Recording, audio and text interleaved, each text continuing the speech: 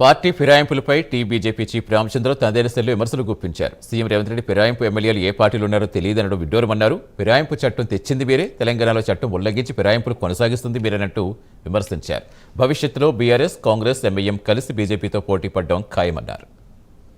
మార్చినటువంటి ఒక ఘనత బీఆర్ఎస్ది. తెలంగాణలో రాజకీయాలకు విలువలు కోల్పోయినటువంటి ఒక రాష్ట్రంగా మార్చినటువంటి ఒక ఘనత బీఆర్ఎస్ది, కాంగ్రెస్ పార్టీ. మొన్న రేవంత్ రెడ్డి గారు ఏమన్నారు, వాళ్ళు ఏ పార్టీలో ఉన్నారో బీఆర్ఎస్ పార్టీలో ఉన్నారో మళ్ళీ దేంట్లో నాకైతే తెలియదు, వాళ్ళు బీఆర్ఎస్ని గెలిచారు కదా అని చెప్పాడు. కొంతమంది మేము బీఆర్ఎస్ లేవు కాంగ్రెస్ అని చెప్తా ఉన్నారు. ఇప్పుడు ఉన్నటువంటి ఖైరతాబాద్ ఎమ్మెల్యే కూడా నేను కాంగ్రెస్ అని చెప్తారు.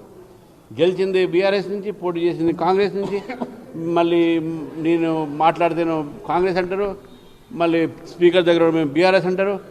ఇటువంటి అంటే విలువలు లేని ఒక రాజకీయాలు ఈరోజు తెలంగాణలో నడుస్తూ ఉన్నాయి.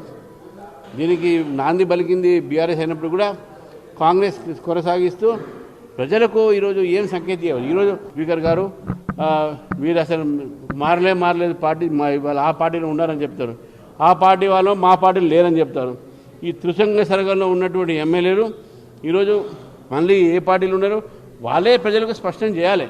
వాళ్ళు ఎంఐఎంతో కలిసేది, ఎంఐఎం గతంలో బీఆర్ఎస్ను కాపురం చేసింది, ఇప్పుడు కాంగ్రెస్ కాపురం చేస్తుంది.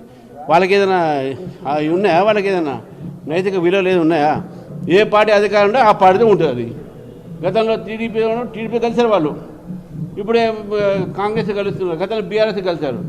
మన అప్పుడు కేసీఆర్ గారు మధ్య మన దోస్తాయి అని బాగా బాయ్ అని చెప్పి జరిగింది ఇద్దరు.